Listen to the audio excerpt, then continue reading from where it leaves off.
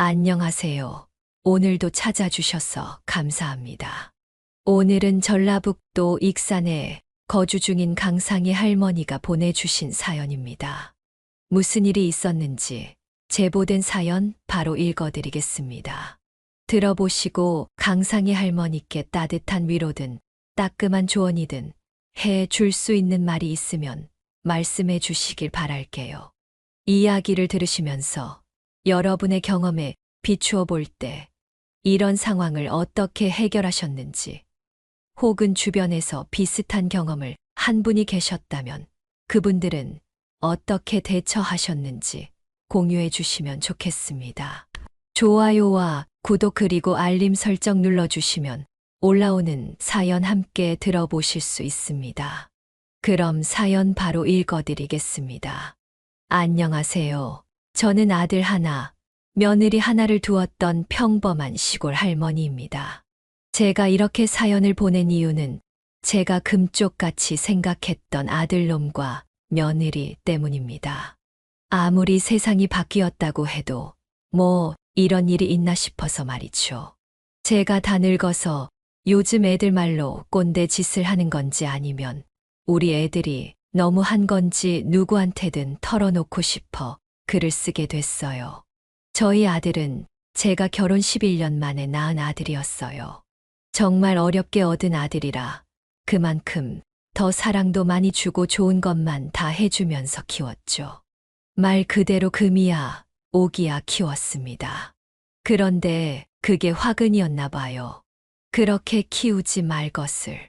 좀 의심도 많고 경계도 많게 키웠어야 했어요.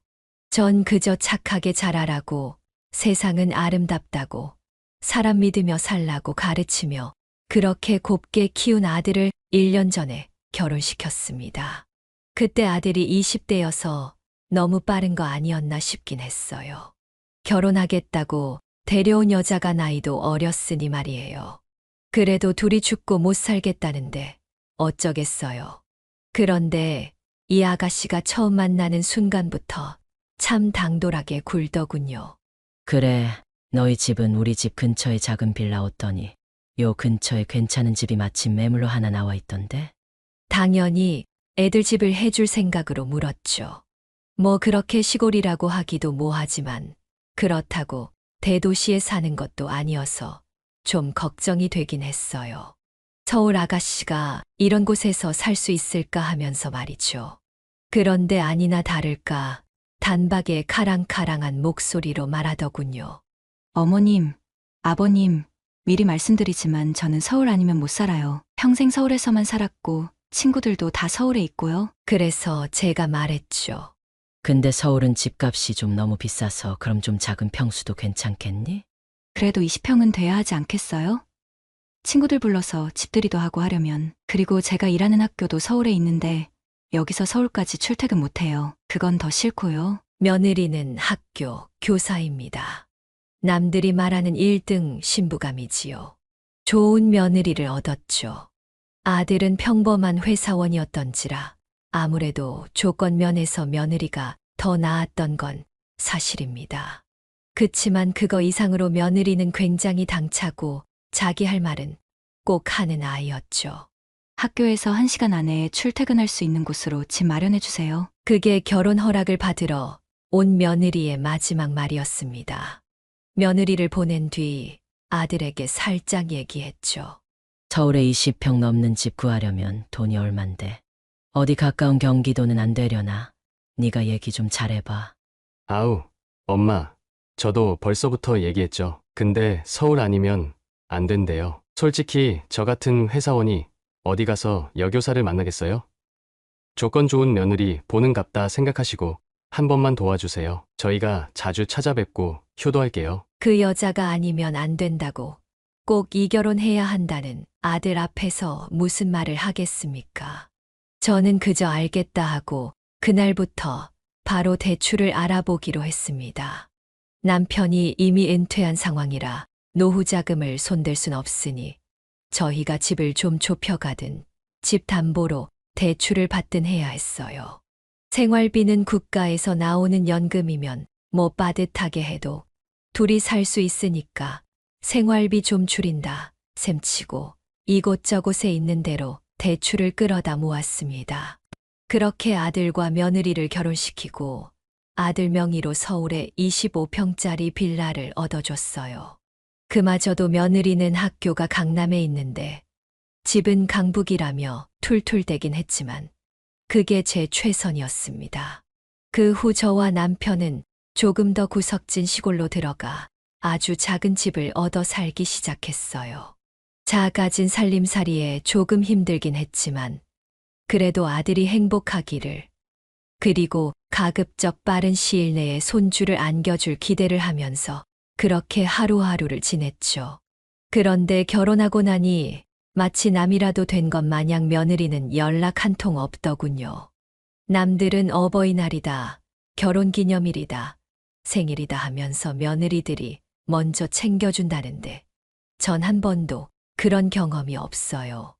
또 3년간의 결혼 생활 동안 딱 한 번 저희 집에 왔었는데 그마저도 어찌나 예민하게 구는지 나름대로 신경 써서 차려준 밥상에서 참 열받게 하더군요.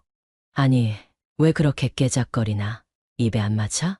아니, 뭐 요즘 이렇게 MSG 친 음식을 누가 먹어요. 건강 상하게. 이거 다 내가 농약 한 번 안 뿌리고 농사 지어서 만든 거라 몸에 좋은 거야.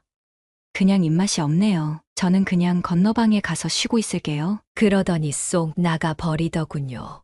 사실 며느리가 그렇게 나간 것보다 우리를 보며 안절부절하는 아들 모습에 더 화가 났어요. 뭐가 그렇게 모자라다고 지 마누라 눈치 보고 저 눈치 보면서 그렇게 사나 싶어서요. 애들 아빠도 그걸 느꼈는지 아들에게 한마디 하더라고요. 신경 쓰지 마라. 넌 먹던 거 마저 먹어. 입맛 없을 수도 있지. 당신도 신경 쓰지 말고 식사하고. 저는 한마디 할까 했지만 아들을 생각해서 그냥 넘어갔습니다. 그리고 식사가 끝나자마자 며느리는 불이 나게 아들을 데리고 서울로 올라가더군요. 그 후 며느리 얼굴을 볼 수가 없었습니다. 목소리라도 들으려면 제가 먼저 몇 번이고 전화를 걸어야 했죠. 사실 무소식이 희소식이라는 말이 있는 것처럼 소식이 없는 게 더 좋은 걸 수도 있겠다 생각하기로 했어요. 잘 사니까 별 문제 없으니까 연락이 없겠지. 그러다가도 애들 소식도 궁금하고 혹시 좋은 소식은 없는지 궁금하기도 해서 못 참겠을 때면 아들에게 전화를 걸었죠. 아들, 잘 지내고 있니? 밥은 잘 챙겨 먹고 있고? 네, 엄마, 전 잘 지내요. 먼저 연락드렸어야 했는데 죄송해요. 아이고, 아니야. 바쁠 텐데 뭘. 통화하고 싶으면 내가 하면 되지. 그런데 좋은 소식은 없니? 어제 내가 신통방통한 꿈을 꿔서 말이야. 아, 그건 아닐 거예요. 그 사람이 아직 애 가질 생각 없다고 해서 당분간은 계획 없어요. 애를 안 낳는다고? 그럼 언제 나오려고? 집사람이 아직 어리잖아요. 이제 27인데 좀 더 기다려줘야죠. 아니, 뭐 그렇긴 하다만. 좋은 소식 생기면 꼭 엄마한테 가장 먼저 연락드릴게요. 잘 지내시고요. 그래, 알았다. 그렇게 통화를 끝냈고 내심 애들이 아이를 나중에 낳을 거라는 말을 들으니 조금 섭섭하기도 하더군요. 손주만 기다리고 있었는데 말입니다. 그래도 아들 말대로 며느리가 아직 젊고 아들도 젊으니까 내가 좀 기다려주자 했어요. 남편이 애들 소식을 물어볼 때면 그저 바쁘다는 말 한마디로 퉁치곤 했고요. 그렇게 애들 결혼 후 반년이 지난 어느 날 생각지도 못한 소식이 들려왔습니다. 며느리가 임신을 했다는 거였어요. 엄마, 집사람 임신했어요. 웬일이니? 잘 됐다, 잘 됐어. 얼마나 됐대? 이제 막 10주 됐어요. 아이고, 장하다. 장해. 우리 며느리 뭐 좋아하니? 엄마가 잔뜩 만들어서 올라갈게. 저는 신이 나서 힘든 줄도 모르고 3단 찬압 세계의 며느리가 좋아하는 음식을 가득 담아 서울까지 혼자 올라갔습니다. 그런 저를 보며 남편은 손주 생긴 게 그렇게 좋냐며 핀잔을 주기도 했지만 뭐 어떤가요? 손주가 생겼다는데. 그렇게 불이 나게 서울에 올라갔고 애들 집 문 앞에서 청천벽력 같은 소리를 듣게 됐습니다. 나 애 안 낳는다고. 그걸 어머니께 얘기하면 어떡해. 아니, 생긴 애를 왜 안 낳아? 당신이 키우는 거 싫어서 그러면 내가 다 키울게. 그러니까 우리 낳자. 애 낳으면 내 몸매는, 내 커리어는?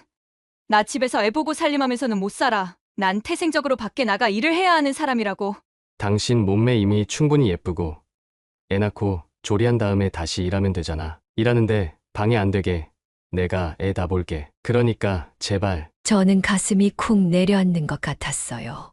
며느리가 애를 낳지 않겠다는 말에 충격을 받은 저는 한동안 멍한 상태로 그 자리에 서 있었습니다.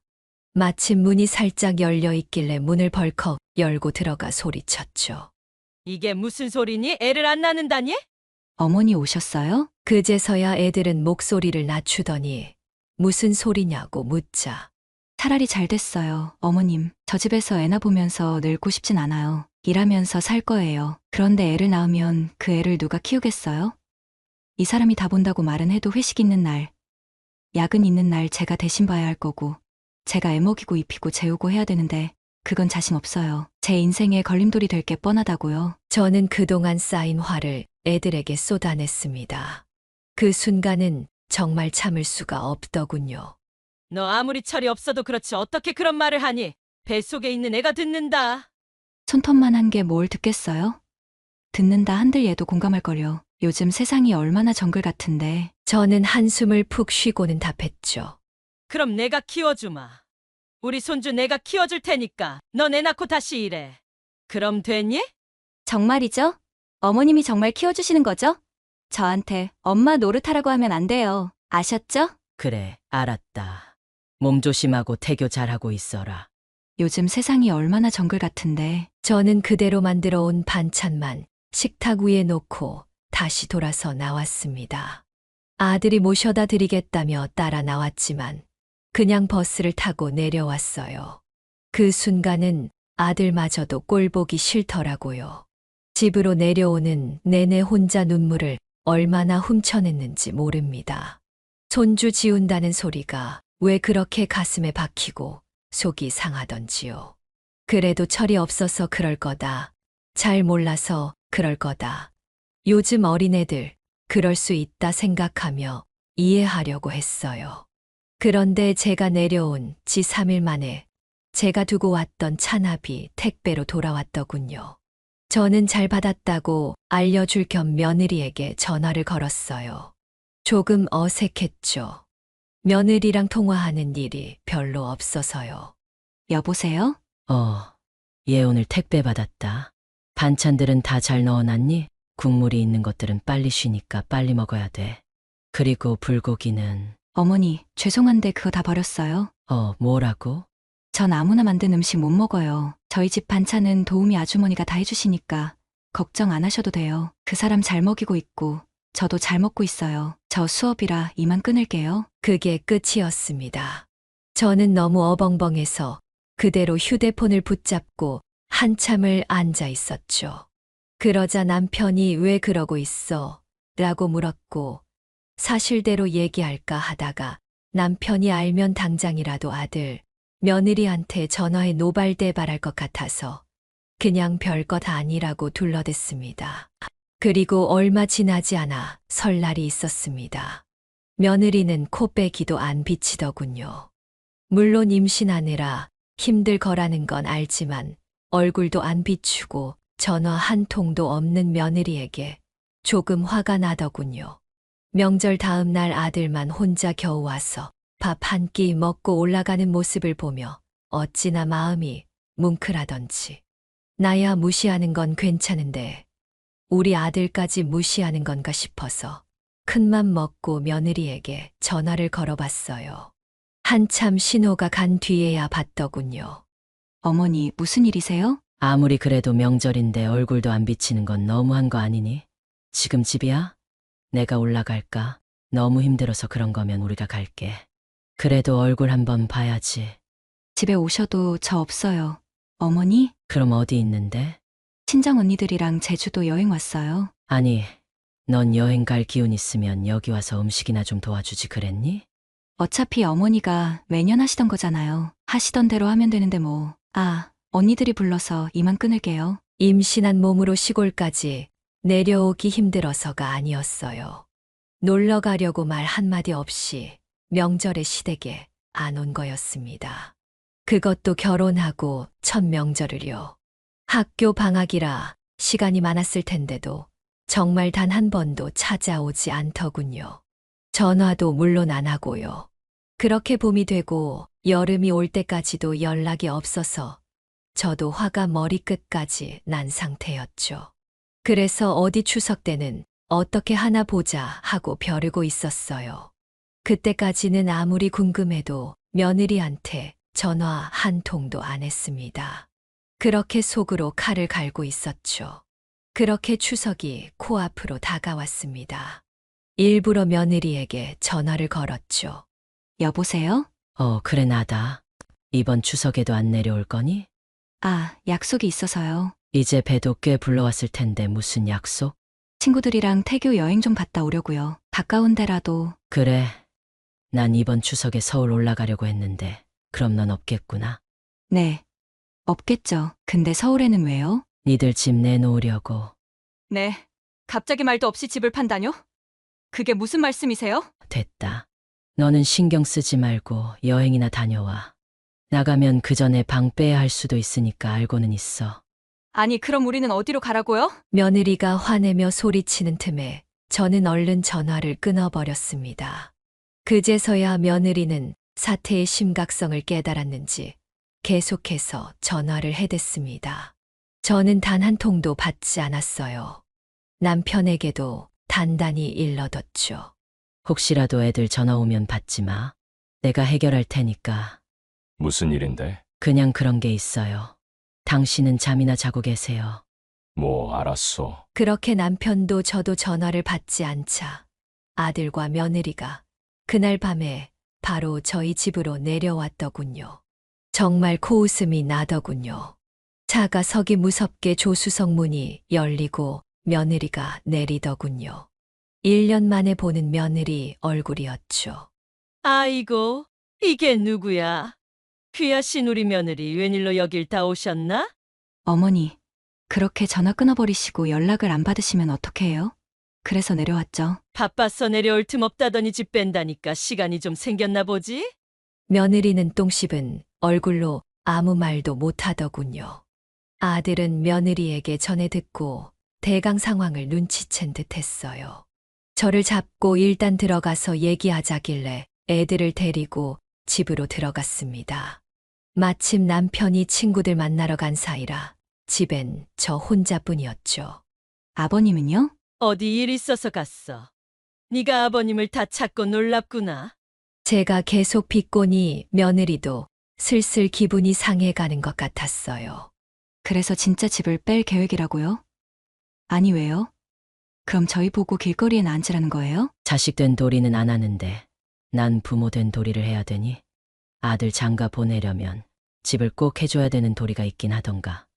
니들이 알아서 집부하든지 어디 천막을 짓고 살든지 나는 이제 신경 안 쓸란다. 자식 도리도 모르는 놈들한테 해줄 것도 없으니까 그렇게 알아. 추석에도 올라가서 금매로 내놓고 바로 팔아버릴 거야. 아들은 아무 말도 못한 채 고개만 푹 숙이고 있고 며느리는 그런 아들을 쿡쿡 찔러가면서 눈치를 주더군요. 어머니, 너무하시네요. 그러시는 게 어딨어요? 이제 와서 갑자기 집을 어떻게 구해요? 근데 참 신기하지. 너는 임신한 게 벌써 언젠데 아직도 배가 그대로니? 당황하는 며느리 눈빛에서 심상치 않은 기운을 느꼈습니다. 그리고 그때 아들이 갑자기 납작 엎드리며 흐느끼더군요. 엄마, 죄송해요. 사실은 아이 유산됐어요. 뭐 애가 유산됐다고? 언제 어떻게? 엄마 왔다 가시고 얼마 안 됐을 때 이 사람이 계단에서 굴러서 그 바람에 유산돼 버렸어요. 미리 말씀 못 드려서 죄송해요. 엄마 충격 받으실까봐. 세상에 이런 막장이 어딨나요? 얘가 유산됐다는 걸 저한테 숨기다니요.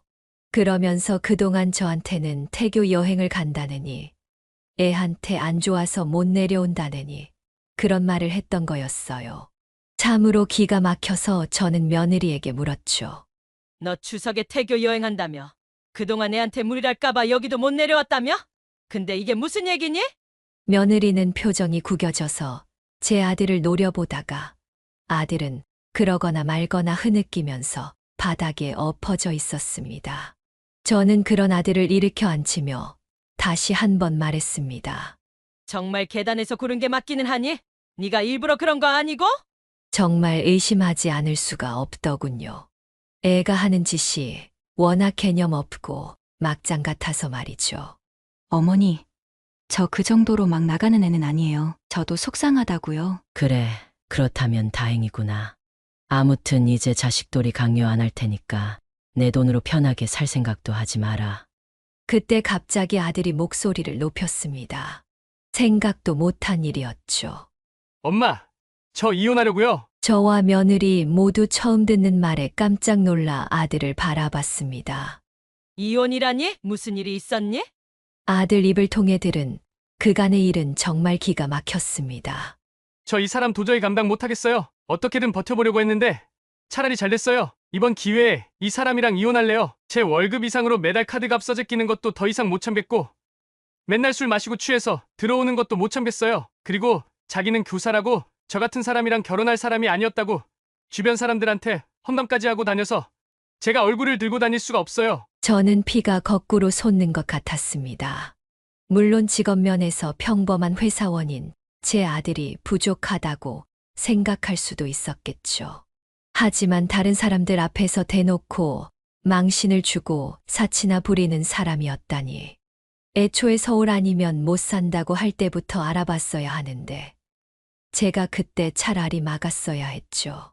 저는 그대로 며느리 머리채를 휘어잡았습니다. 야, 이년아. 나한테는 못했어도 적어도 내 아들한테는 잘했어야지. 어디 감히 누굴 무시해? 내가 그래도 이혼만은 안 시키려고 그랬는데 안 되겠다. 넌 맨몸으로 쫓겨나 봐야 정신 차리지 아주. 그러자 며느리는 갑자기 무릎을 꿇고 저와 아들에게 싹싹 빌더군요. 어머니, 잘못했어요. 정말 잘못했어요. 한 번만 봐주세요. 앞으로 명절마다 꼬박꼬박 내려오고 연락도 잘 드릴게요. 제 씀씀이도 줄이고 어떤 일이 있어도 이 사람한테 험한 말 안 할게요. 그러니까 제발 도와주세요. 한 번만 살려주세요, 어머니. 며느리는 울고불고 매달렸지만 이미 저희 두 사람의 마음은 떠난 상태였어요. 그 누구도 며느리의 말을 듣지 않았죠. 이 사람이랑 이혼하면 저희 집에서도 쫓겨나요. 제발 한 번만 용서해주세요. 당신 제발 한 번만 봐줘. 나 교사잖아. 나중에 연금도 나오고 이런 1등 신부감 찾기가 어디 쉬운 줄 알아? 그러니까 한 번만 눈 딱 감고 넘어가죠. 그 와중에도 자기가 교사라고 어찌나 뻑뻑대는지 어이가 없었습니다. 뒤늦게 돌아온 남편이 그 꼴을 보고 고함을 치더군요. 이게 다 무슨 꼴이야? 그도 그럴 것이 며느리는 무릎 꿇고 울고 있지. 아들이랑 저는 팔짱 끼고 나란히 보고 있지. 딱 봐도 저희가 며느리를 괴롭히는 것처럼 보였겠죠. 그래서 저는 그동안 숨겨왔던 모든 것들을 남편에게 이야기했습니다. 며느리가 아이를 지우려고 했던 거, 명절에도 안 오고 전화도 안 했던 거, 아이가 유산된 것을 숨긴 것까지도 말이죠. 남편도 노발대발하더군요. 남편 성격이 워낙 불같은지라 집안이 쩌렁쩌렁 울릴 정도로 호통을 치고 아들 등짝을 패기 시작했어요. 이 자식아, 네가 뭐가 모자라서 그러고 살아? 진작에 말했어야지. 부모라고 무조건 자식 위해서 희생해야 된다는 법은 없다. 자식 도리 안 하면 부모도 부모 도리 안 하면 그만인 거야. 어디서 이런 막대 먹은 게 들어와서. 남편은 뒷목을 잡으며 쓰러지려고 했고 저와 아들이 겨우 진정시켜 건너방에 눕혀 드리고 돌아왔죠. 그때까지도 며느리는 망부석 마냥 무릎을 꿇은 채 그대로 앉아 있더군요. 됐다. 이제 그러고 있을 거 없어. 네가 백날을 그러고 있어도 내 마음은 안 변할 거고 넌 이 길로 네 짐 챙겨서 친정으로 가거라. 며느리는 잠시 말이 없더니 표독스러운 눈빛으로 저를 올려다보더군요. 제가 이대로 물러날 것 같아요? 이혼하면 어차피 재산의 반은 제 건 거 아시죠? 재산 분할해야죠. 부부 공동 재산인데 그럼 그 집의 반도 제 거란 소리예요. 그래도 후회 안 하시겠어요? 제가 당황하자 아들이 나서더군요. 재산분할? 당신이 우리 재산의 깃털만큼이라도 보탠 게 있어? 맨날 사치하고 돈 쓸어 다니기 바빴지? 저축을 한 번 해봤어? 집안일을 한 번 해봤어? 그리고 그 집이 왜 반이 당신 거야? 우리 부모님이 해주신 건데. 어디 법대로 해보자고. 이렇게 된 이상 나도 다만 안 있어. 이혼녀 딱지 달아도 나는 여교사라 더 좋은 집으로 시집할 수 있거든. 당신은 과연 그럴 수 있을까? 내세울 것 하나 없는 샐러리맨이. 그래, 그 잘난 여교사랑 내가 산대가로 여태 고통받았으니까 재산은 절대 못 줘. 어디 법원에 가보자고. 누가 이기나? 그렇게 애들은 각자 서울로 올라갔습니다. 아들 차를 타고 내려왔던 며느리는 버스를 타고 올라갔는지, 택시를 타고 올라갔는지, 일단 집에 들어가서 짐을 챙겨 나갔다고 하더군요. 그리고 얼마 뒤 아들로부터 본격적인 재판이 시작되었다는 이야기를 들었죠. 이혼이라는 게 하루아침에 되는 일은 아니더군요. 소송을 시작하고 법원을 몇 번이나 들락거리고 나서야 판결이 나더군요. 결과는 역시 예상했던 대로였어요. 며느리는 자기가 번 돈도, 제 아들이 번 돈도 사치 쓰기 바빴고 재산 증식이나 유지에 기여한 바가 없기 때문에 결혼할 때 가지고 왔던 돈 정도만 가지고 돌아오게 되었습니다. 그리고 오히려 결혼 파탄의 책임을 물어 저희 아들에게 위자료까지 주어야 하는 신세가 됐지요. 법원 앞에서 봤던 며느리의 마지막 모습이 아직도 눈에 선합니다. 그래도 최종 판결이라길래 걱정이 돼서 서울에 올라갔었는데 법원 앞에서 절 마주치고는 얼굴이 빨개진 눈으로 있는 힘껏 노려보더군요. 그리고는 신경질적으로 차 문을 쾅 닫고는 쌩하니 사라졌습니다. 그렇게 며느리와 저희의 인연은 끝이 났습니다. 제 아들은 요즘 같은 회사에서 일하는 여직원과 좋은 만남을 갖고 있고요. 며느리는 들려오는 소문을 듣자 하니 시골로 강제 전근을 당했다고 하더군요. 무슨 일이 있었던 건지 모르겠지만 서울이 아니면 못 산다던 애가 시골로 전근을 갔다니 얼마나 힘든 삶일지는 안 봐도 비디오였죠. 자식에게 저를 부양하라고 강요할 생각은 추호도 없었어요. 하지만 전화 한 통, 명절에 얼굴 한 번 안 비치는 며느리는 좀 괘씸하더군요. 요즘 그런 얘기 있잖아요. 시집살이 시킨다고 할까봐 오히려 시어머니들이 며느리 눈치를 본다고요. 배려해 주는 건 좋지만 며느리 눈치를 볼 필요까지는 없을 것 같습니다. 부모이기 때문에 누릴 수 있는 권리가 있고 부모이기 때문에 해줘야 할 도리가 있죠. 할 도리를 했다면 권리를 지킬 줄도 알아야 합니다. 여러분도 너무 며느리 눈치만 보지 마시고 혹시 할 말이 있으시면 하고 사시길 바랄게요. 그래야 속병도 안 난답니다. 지금까지 긴 이야기 들어주셔서 감사합니다. 모두들 좋은 고부 관계로 살아가셨으면 좋겠습니다. 여기까지가 강상희 할머니의 사연인데요. 여러분은 어떻게 들으셨나요? 많은 인생 선배님들이 댓글로 저마다 각자의 사연을 적어주셔서 용기 내어 사연을 제보해 주셨다고 합니다. 여러분의 생각은 어떠신가요? 이 사연은 강상희 할머니가 보내주신 사연으로 사연자님의 입장에서 작성되어서 강상희 할머니님께 유리하게 작성되었을 수도 있습니다. 같이 댓글로 의견 나누어 보았으면 합니다. 강상희 할머니의 사연 영상이 주는 교훈이 유익하시다면 좋아요와 구독, 그리고 다른 지인에게 공유 부탁드리며 저는 그럼 다음 사연에서 뵙겠습니다.